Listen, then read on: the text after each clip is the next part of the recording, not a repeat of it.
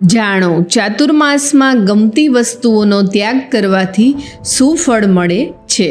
જે પણ વ્યક્તિ ચાતુર્માસમાં ભગવાન નારાયણ માટે પોતાની ગમતી વસ્તુનો પરિત્યાગ કરે છે તેને એ ત્યાગેલી વસ્તુઓ અક્ષય રૂપે પ્રાપ્ત થાય છે। જે મનુષ્ય શ્રદ્ધાપૂર્વક ચાતુર્માસમાં પ્રિય વસ્તુઓનો ત્યાગ કરે છે તેને અનંત ફળ મળે છે।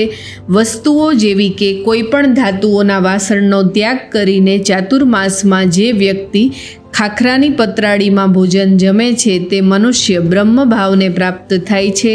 જે વ્યક્તિ ચાતુર્માસ દરમિયાન મરચું, રેશમી વસ્ત્ર, અડદ, ચણા અને કાળા વસ્ત્રનો ત્યાગ કરે છે તે વ્યક્તિને અક્ષય સુખ મળે છે અને તેનો પુનર્જન્મ થતો નથી। એ પછી જે વ્યક્તિ ચાતુર્માસ દરમિયાન કેસર અને કેસરી રંગની વસ્તુઓનો ત્યાગ કરે છે તે વ્યક્તિને મૃત્યુ સમયે યમના દૂતની જગ્યાએ ભગવાન વિષ્ણુના દૂત લેવા આવે છે। ચાતુર્માસમાં સૈયાનો ત્યાગ કરીને ભોં પથારી પાથરીને સૂવાથી મહાન સુખની પ્રાપ્તિ થાય છે।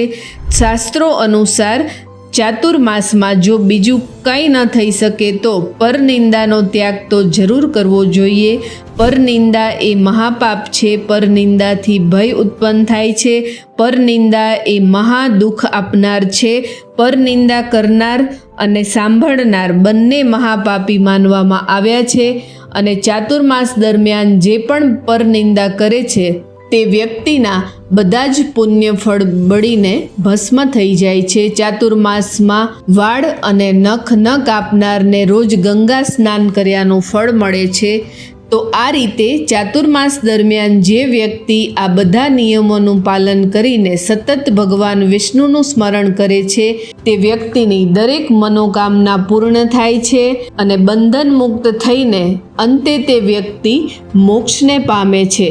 આવતા બીજા વિડીયોમાં આપણે જોશું કે ચાતુર્માસમાં ભગવાન વિષ્ણુનું તપ અને ષોડશોપચાર પૂજા કેવી રીતે કરવી જોઈએ।